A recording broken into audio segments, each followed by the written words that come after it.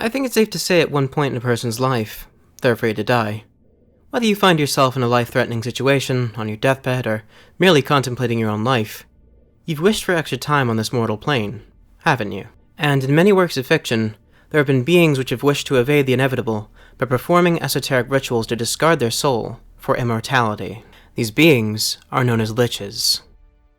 The word itself comes from the Old English word for corpse, but has come to mean an undead creature of sorts.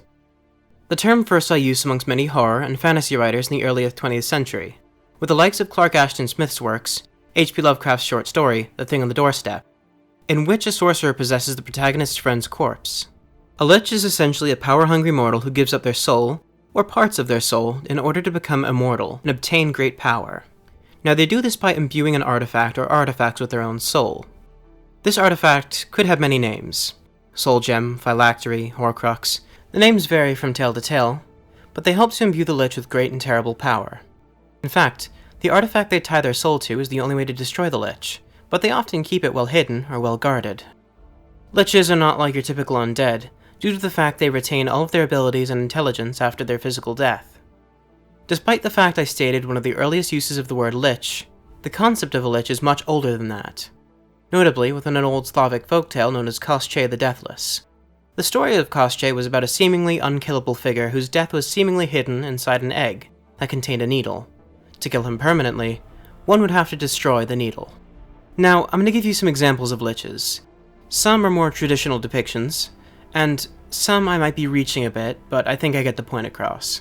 Nowadays, many characters in fantasy fiction are liches. For example, Davy Jones from the Pirates of the Caribbean franchise. After being rejected by his one true love, the sea, his heart was torn out and placed in a chest. He'd gradually lose his humanity and become the octopoid monstrosity you see now, living in a state between life and death.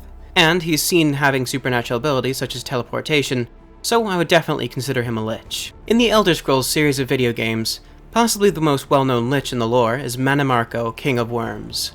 He used to be part of an ancient order of mages known as the Sigic monks, but then became power-hungry and wished to obtain godhood and immortality, which he actually achieves after the events of Daggerfall. Well, kinda sort of. It's hard to break down, but I'll put it as best as I can. Due to an event known as the Warp in the West, all endings to that game are canon, including Mannimarco becoming a lich god. And while we're on the same franchise, as some of you may know, I'm a big fan of mods for games, and the Elder Scrolls. While you can't really become a lich in Skyrim, you can with mods, with a popular quest known as Undeath, which allows the Dragonborn to become an incredibly powerful lich, although you'll have to do some reprehensible things and give away your soul to do so. Other examples in fiction include Lord Voldemort from Harry Potter. He's technically a lich since he's unkillable, unless you destroy all of his phylacteries, or as they're called here, horcruxes. Technically, Freddy Krueger from Nightmare on Elm Street is a lich, rather what is referred to as an astral lich. His unusual and frightening abilities could come across as sorcery, and the dream demons he's in service to act as a source of power for him.